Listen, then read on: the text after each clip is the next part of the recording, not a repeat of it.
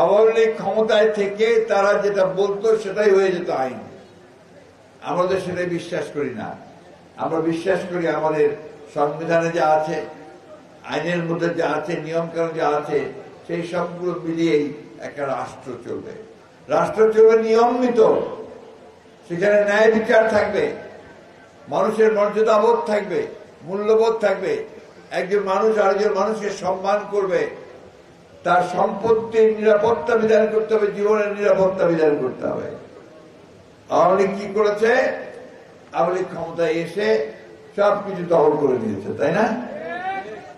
আপনাদের এই এলাকায় আমার 4 নম্বর সেক্টরে থাকতাম, ওখানে তুষার নামে এক ছেলে, সে ডিশের ব্যবসা করত। আমার কেবলের কানেকশন সেই দিয়েছিল। তো এই আপনার নতুন এমপি ইলেকশন হলো, আপনাদের বাই ইলেকশন, সেখানে হওয়ার পরে একদিন সে আমার বাসায় এসছে। এসে আমি বললাম, কি খবর, তোর ব্যবসা কেমন চলছে?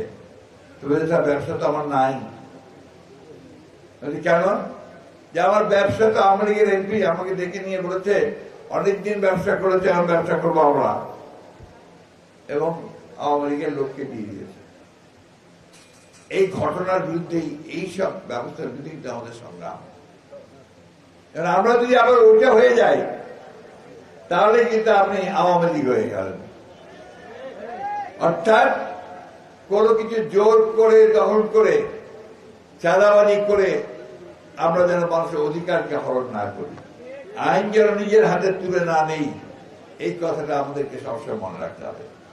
আমাদের ভারপ্রাপ্ত চেয়ারম্যান সব সময় একটা কথা বলছেন, বারবার করে বলছেন যে আপনারা কখনো নিয়ম ভঙ্গ করবেন না, আইন ভঙ্গ করবেন না, অন্যের উপর অন্যায় অত্যাচার করবেন না। আপনাকে যে জনগণ ভোট দেবে, কি দেখে দেবে? আপনি ওকে ধমকাবেন, ওর ব্যবসা নিয়ে নেবেন, বাড়ি নিয়ে নেবেন, ওকে আপনাকে ভোট দেবে? দেবে না।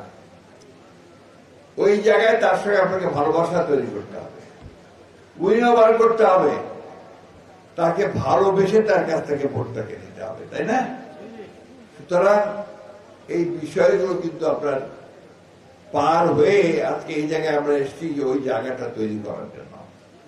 আমি আমার বক্তব্যের শুরুতেই আন্তরিকভাবে ধন্যবাদ ও কৃতজ্ঞতা জানাতে চাই আমাদের ভারপ্রাপ্ত চেয়ারম্যান জনাব তারেক রহমানকে, এই জন্যে যে তিনি এই বিগত বছরগুলোতে আমাদের নেতৃত্ব দিয়েছেন।